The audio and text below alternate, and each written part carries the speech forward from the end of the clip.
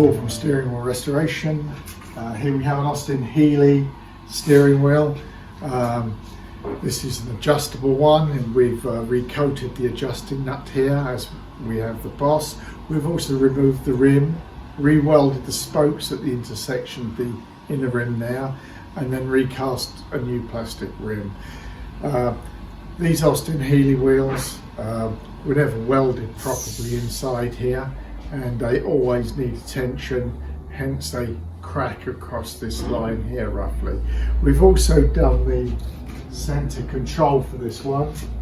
This is a horn push and indicator switch. We've recoated it to match. That sits in the middle of the wheel there. That's Austin Healey 3 litre.